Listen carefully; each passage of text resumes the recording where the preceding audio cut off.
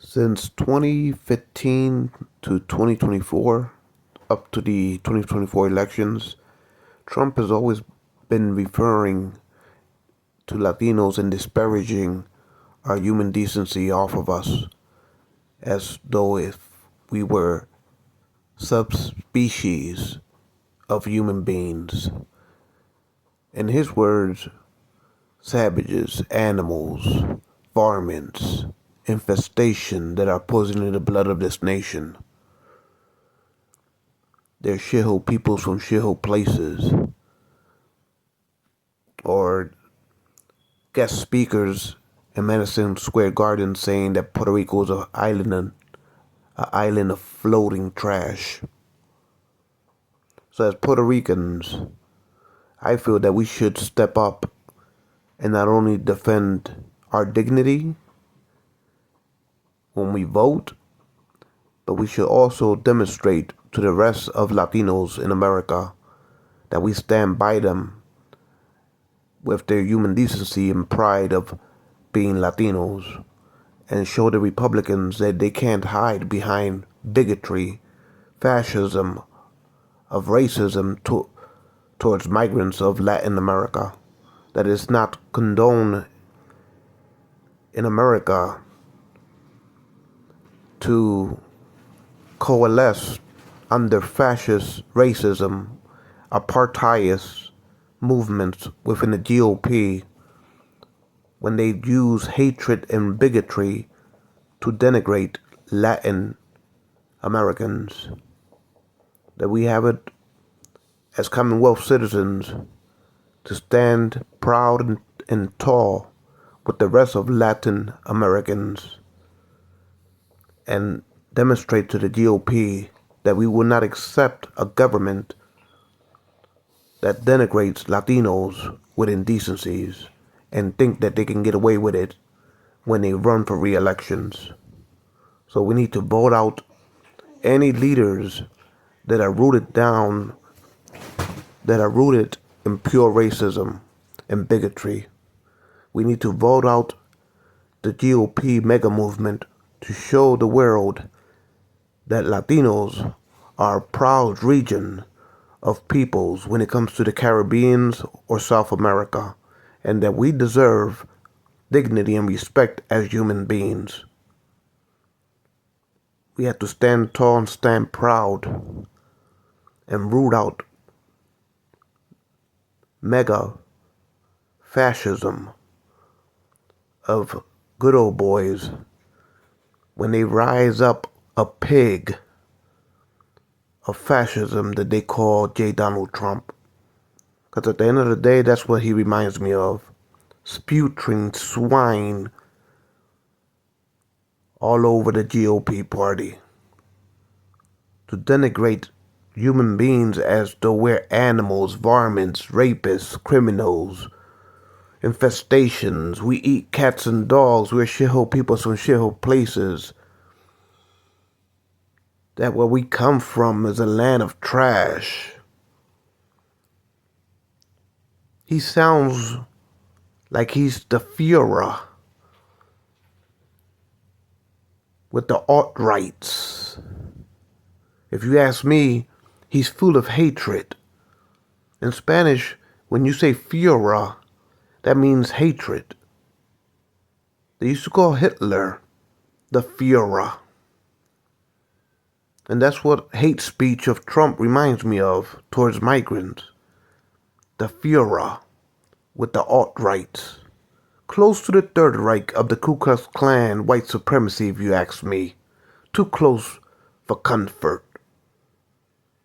So at the end of the day, we need to show the Republicans that we will not let white supremacy rise up within the GOP. We will not let bigotry towards Latinos become a norm in the Americas. So, Führer is what they used to call Hitler.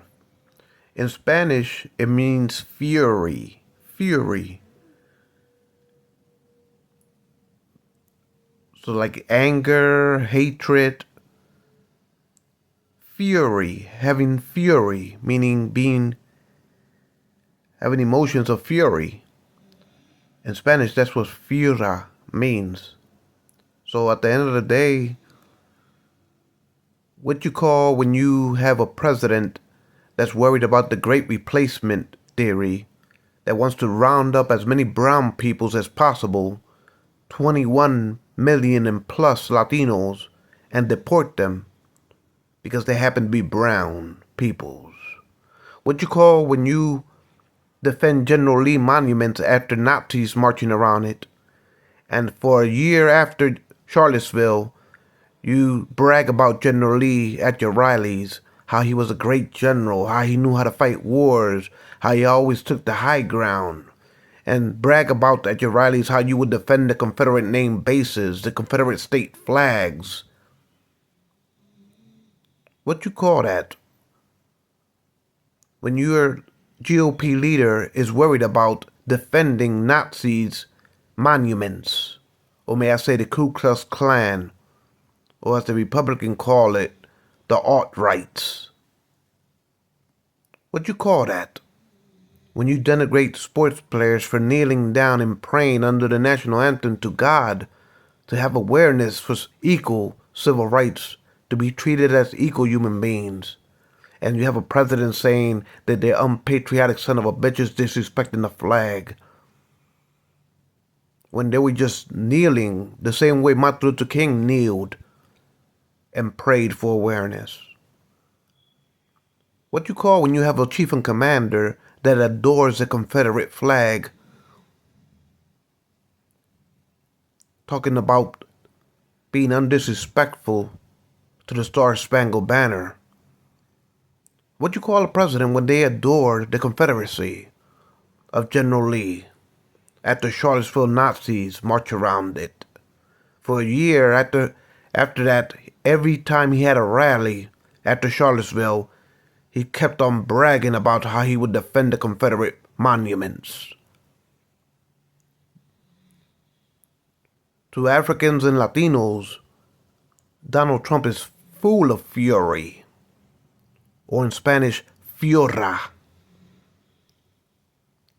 He flirts too much with white supremacy, if you ask me, when it comes to his idea, his grandiose idea of the great replacement theory as far as his immigration policies are concerned.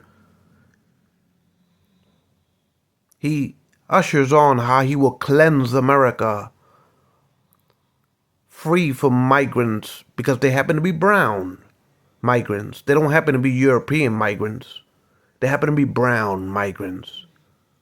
So in order to keep their supremacy, like the Madison Square Garden speaker said that, oh, we have too much babies when we come into the United States. Or they will accept us with open arms by waving their hands to reject us from coming in. Or that we are an island of floating trash. Because the true essence of the Trump movement is to reject brown people populations in this country. Because they feel that they're being replaced by us. And that's what the Nazis were marching around General Lee with tiki torches, saying that y'all will not replace us, meaning browns overpopulating this country. So they want to gentrify it and make it as white as possible as far as the leading ethnic group. They want to keep white American ruling supreme over North America, so they have a phobia against browns in this nation that is rooted with bigotry and racism. It's not that hard to connect the dots of 8 years of Trump to know where he comes from with his innuendos. He says, I distanced myself from the comedian at Madison Square Garden. We didn't know he was going to say that. No, but for 8 years, you've been talking seriously out of your mouth, Trump. We're varmints. We're plagues. We're infesting the blood of this nation. We're shithole peoples from shithole places. We eat cats and dogs. They're giving us their worst. The world is shitting on us with their worst.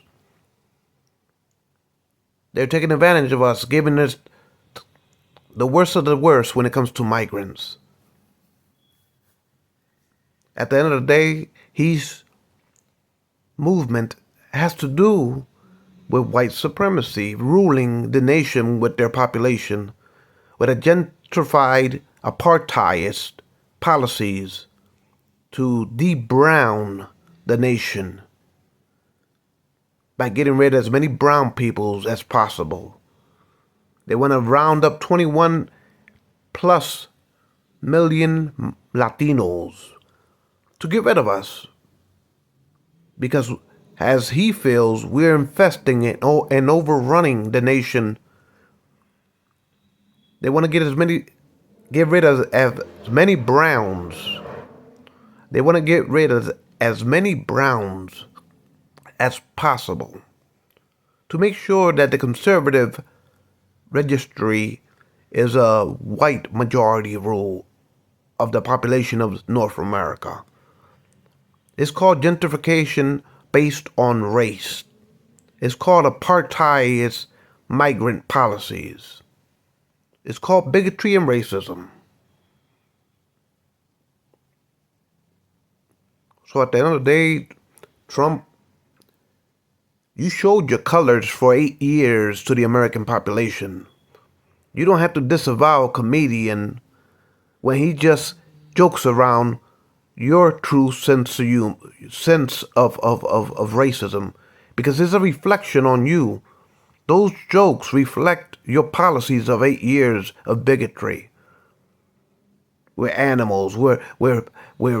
They're giving us their worst. They're emptying out their mental wards. They're rapists. They're criminals. Their babies are anchor babies. They don't deserve to be considered Americans. They're animals. They're not humans. They're shithole people from shithole places. So yeah, that comedian was just emulating you, Trump, when he said that Puerto Rico was a land of a floating trash as far as Commonwealth citizens. So at the end of the day, you can't say that what you've been uttering for 8 years and distance yourself from a comedian's reflecting your sense of values in Madison Square Garden. So at the end of the day, we need to show the Republicans that they can't go further in politics with hate baiting based on bigotry and racism. They can't go far as politicians to run for re-election if they think that they're going to root themselves in racism.